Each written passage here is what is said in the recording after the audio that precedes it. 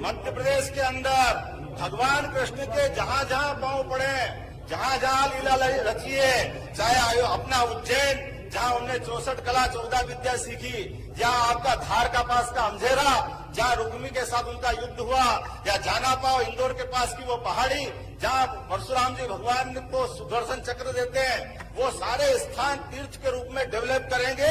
ये हमारी सरकार का निर्णय है।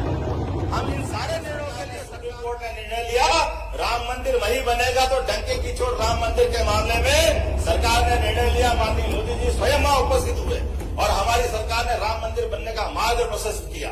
और मुझे इस बात की प्रसन्नता है, हमारी इस मध्य प्रदेश सरकार ने निर्णय लिया है कि राम भक्तों पे जहां जहां गोलियां चली थी बाउंड्री पर, जहां जहां पास के राज्य में जिनकी आपके पीछे से सपोर्ट थे, उन सरकारों को हमारे लोगों गोलियों से भूना गया था, कार सेवकों को अपमान किया गया था।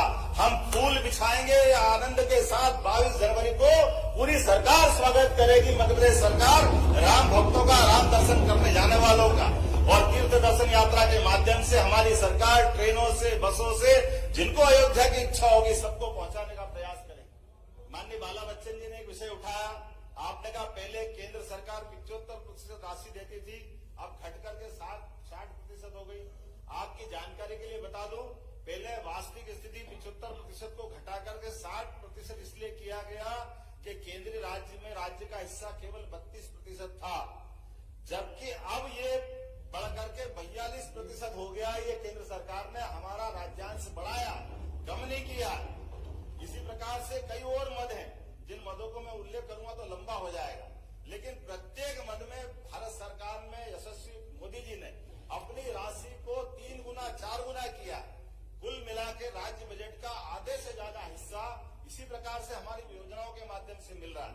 इसी कारण से हमारा ये बजट बढ़ करके पर्याप्त रूप से सारी योजनाओं को पूरा करने वाला हुआ। कुछ विषय अपने बीच में आए, कोई योजना पूरी नहीं होगी, बंद हो जाएगी, ये अनावश्यक डर है। माननीय अध्यक्ष महोदय, वही लाडली लक्ष्मी योजना से लगा करके सारी योजनाएं, कोई योजना बंद नहीं होगी, सारी योजनाओं के लिए पर्याप्त धनराशि हमने रखी है। इसी प्रकार से गैस कनेक्शन की बात है, गैस कनेक्शन की राशि भी सभी को बराबर मिलेगी, किसी की कोई राशि नहीं कटेगी।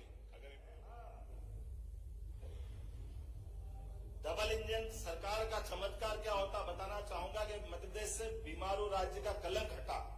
5 लाख किलोमीटर से अधिक लंबाई की चमचमाती सड़कें अगर बनी है तो केवल डबल इंजन सरकार के कारण बनी है। 47 लाख हेक्टेयर में सिंचाई की सुविधा अगर बढ़ी है तो केवल डबल इंजन सरकार माननीय मोदी जी के कारण से बढ़ी है। हमारी विकास दर आज 16% से ज्यादा हो गई है तो केवल मोदी जी की सरकार के कारण से हुई है। हमारा सौभाग्य है। प्रति व्यक्ति 1,40,000 से अधिक अगर हुई है तो उसमें एकमात्र कारण माननीय मोदी जी का। और एक और बात, आपने कहा सिंहस्थ का, सिंहस्थ होगा, ये तो भगवान ने हमको सौभाग्य दिया। जब जब सिंहस्थ होता है केवल एकमात्र कारण भाजपा की सरकार बनती है या पूर्ववर्ती सरकारें बनती है, और सिंहस्थ को हर पुराने सिंहस्थ से ज्यादा अच्छे से कराने का हमारा ही उस मामले में योगदान रहता है। मैं आज आपको गारंटी दे सकता हूं कि 2028 का सिंहस्थ, जिसको हम बाकी लोग कुंभ राशिकरण कुंभ मेला कहते हैं, फिर हम कराएंगे और किसी को बाल बराबर तकलीफ नहीं आने देंगे। लेकिन सरकार विकास के काम भी बराबर करेगी और अवैध विकास को कभी बढ़ावा नहीं देगी। ये किसी भी कारण से अवैध कॉलोनियों को बढ़ावा नहीं देगी।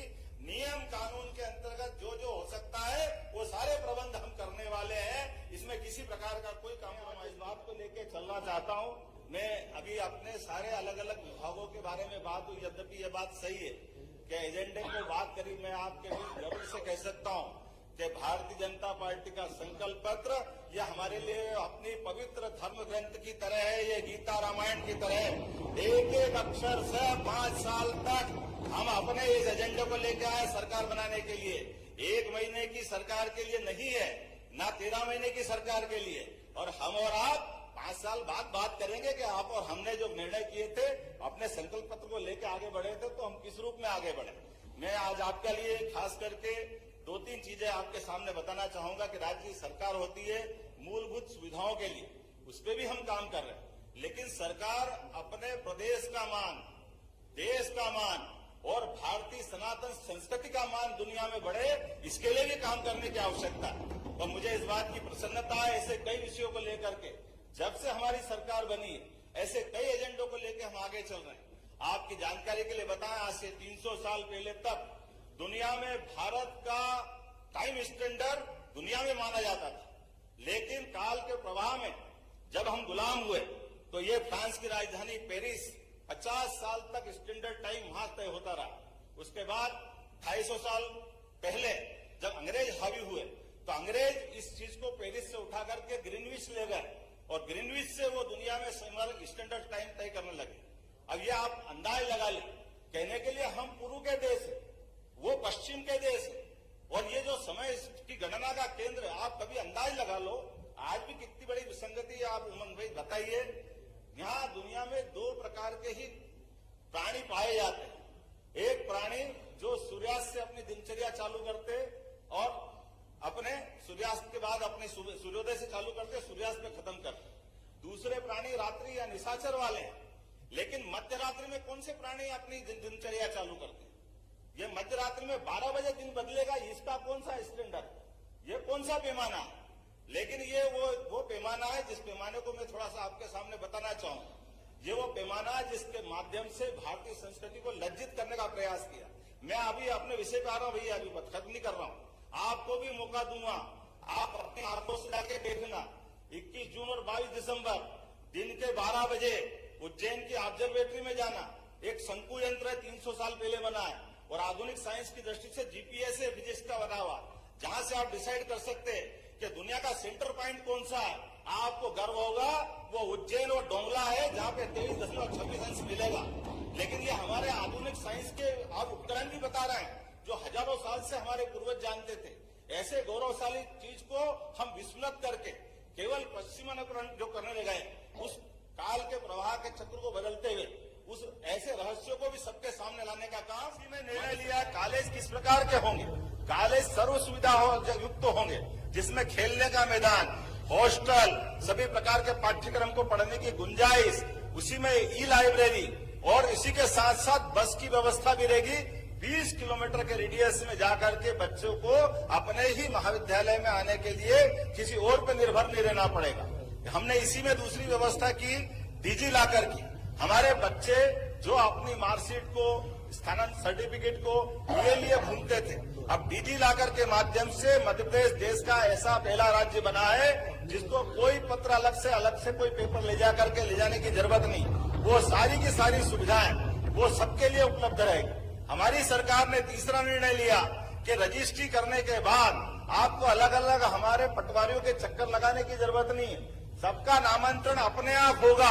1 जनवरी से जो लागू होगी व्यवस्था, ताकि बीच का ये जो अव्यवस्था है या अव्यवस्था हम खत्म करने वाले। हमारी सरकार ने ही निर्णय किया जो सुप्रीम कोर्ट निर्णय करती थी। ये पता नहीं क्या है, मित्र हमारे पे आरोप लगाते हैं, पता नहीं क्यों लगाते हैं। सुप्रीम कोर्ट निर्णय करती, सुप्रीम कोर्ट से बड़ी कोई ताकत नहीं है, लेकिन सुप्रीम कोर्ट के निर्णय को लागू कराने की कभी आपके मित्रों, आपके पूर्ववर्ती सरकार में हिम्मत नहीं रही। सुप्रीम कोर्ट ने निर्णय किया 3 तलाक खत्म कर दो, आपकी सरकार ने उस फैसले को लोकसभा में बदल दिया। ये आपकी दुर्भाग्यपूर्ण व्यवस्था है। हमारी सरकार ने 40 साल पहले पुराने लिए 3 तलाक के निर्णय को भी माननीय मोदी जी के नेतृत्व में बदल के रख दिया है कि सरकार होगी निर्णय लागू कराने के लिए। अगर निर्णय अच्छा है, सुप्रीम कोर्ट का निर्णय है, जनहितैषी है, महिला हितैषी है, वो निर्णय 22 दिसंबर दिन के 12 बजे उज्जैन की ऑब्जर्वेटरी में जाना। एक शंकु यंत्र है, 300 साल पहले बना है और आधुनिक साइंस की दृष्टि से जीपीएस है, फिजिक्स का बना हुआ, जहां से आप डिसाइड कर सकते हैं कि दुनिया का सेंटर पॉइंट कौन सा है। आपको गर्व होगा वो उज्जैन और डोंगला है, जहां पे 23.26 अंश मिलेगा। लेकिन ये हमारे आधुनिक साइंस के आप उपकरण भी बता रहे हैं जो हजारों साल से हमारे पूर्वज जानते थे। इसलिए वो पुरानी ऑब्जर्वेटरी जो राजा जयसिंह के समय बनाई हुई थी, 5 ऑब्जर्वेटरी, लेकिन एक नई ऑब्जर्वेटरी साइंस टेक्नोलॉजी विभाग के माध्यम से हम बना रहे हैं, जिसको आईआईटी के बच्चे रिसर्च करने जाएंगे, आईआईएम के बच्चे रिसर्च करेंगे। मध्य प्रदेश के 16 विश्वविद्यालय से 10 से ज्यादा विश्वविद्यालयों ने फिजिक्स के माध्यम से वहां एमओयू किया है और वो रिसर्च कर रहे हैं कि हाँ ये बात सही है कि हमारे लिए अगर स्टैंडर्ड टाइम की तय होगी बात। और एक और जानकारी आपको बता दूं, ये जो विषय हमने रखा है, इस विषय में कई मामलों में हमारे एशिया के कई देशों से संबंध 19 से 20 से हो सकते हैं, लेकिन वो सारे के सारे देश दक्षिण एशिया सहित, चाहे चाइना हो, चाहे पाकिस्तान हो, अफगानिस्तान हो, ये सारे लोग मानते कि स्टैंडर्ड टाइम की तय करने की अगर बात होगी तो भारत पे ये बात जाएगी और भारत में उज्जैन का वो मान बढ़ेगा, भारत का मान सम्मान बढ़ेगा। ये जो हमने कहा कि सरकार के माध्यम से क्या संबंध है, तो सरकार ने वो ऑब्जर्वेटरी खड़ी की है और एक नया प्रस्ताव सरकार के माध्यम से दे रहे हैं कि भविष्य के जैसे IIT सैटेलाइट टाउन उज्जैन में इंदौर का विस्तारीकरण करेंगे, जिसके माध्यम से ऐसे भविष्य के ऐसे कई विषय भी, जैसे बाबा महाकाल की नगरी, ये केवल धर्म की नगरी नहीं है, ये ज्योग्राफिकली फिजिक्स की नगरी भी है, भूगोल की नगरी भी है, ज्ञान की नगरी भी। आप अंदाज लगा लो कि 2000 साल पहले जो आर्यभट्ट ने हमारा अक्षांश देशांश निकालने वाला जो यंत्र, आप मान के चले, अगर अपना हवाई जहाज उतारना आपको आज भी, तो आप बताइए जैसे हवाई जहाज ऊपर उड़ेगा तो लगभग 1 लाख मीटर प्रति घंटे की गति से पृथ्वी घूमती है, वो वापस मुकाम पे आने के लिए अक्षांश देशांश की जरूरत पड़ेगी। ये सिद्धांत अगर किसी ने खोजा है तो आर्यभट्ट ने खोजा है। ये गौरवशाली पक्ष हमारा आपकी प्रसन्नता, यशस्वी प्रधानमंत्री मोदी ने नई शिक्षा नीति लागू करके हमारे देश की संस्कृति से जोड़ करके शिक्षा को जीवन के सर्वांगीण विकास के साथ जोड़ने का प्रयास किया। और मुझे इस बात का गर्व है, मध्य प्रदेश के सीमित संसाधन के बावजूद भी नई शिक्षा नीति दुनिया में अगर लागू की है तो सबसे पहले मध्य प्रदेश सरकार ने लागू की है।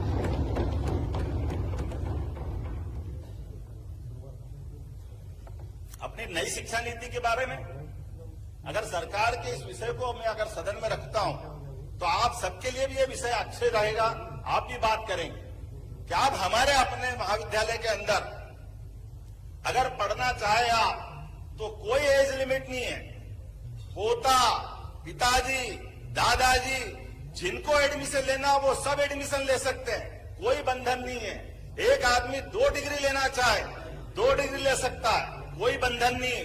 हमारे कोर्स की डिजाइन भी BA, BCom, BSc से बदल करके, कोई साइंस का व्यक्ति इच्छा रखे कि मैं एक आर्ट्स का सब्जेक्ट पढ़ना चाहता हूं तो वो आर्ट्स का पढ़ सकता है। और ऐसे कई प्रकार के कोर्स, जिन कोर्स के बलबूते पर हमको अपने जीवन के मार्ग तय करना, जीवन की दिशा तय करना, वो हम कर सकते हैं। ऐसे सारे विषयों को लेकर नई शिक्षा नीति बहुत बड़ा रोल अदा कर रही है। इस नई शिक्षा नीति को मामले को लेकर के कभी मौका पड़ेगा अध्यक्ष महोदय तो आप एक विशेष सत्र बुलाएं और अपन इस पे खुल करके चर्चा करें, क्योंकि नई शिक्षा नीति के क्रमशः अब 3रे वर्ष में हमने प्रवेश किया और अंतिम वर्ष में प्रवेश करते करते ऐसे फालतू के कई बंधन हम खत्म करेंगे, जिन बंधन के आधार पर केवल कागज की डिग्री लेने के लिए विद्यार्थी प्रेरित होते थे। कागज की डिग्री के बजाय जो डिग्री मिले उससे जीवन में सार्थकता आए, जीवन में उसका उपयोग हो। इसीलिए हमारी अपनी सरकार ने अपनी सरकार की पहली बैठक में हमने एक निर्णय लिया कि सभी प्रकार के कोर्स एक जिले में कम से कम एक ऐसा कॉलेज एक्सीलेंस खोले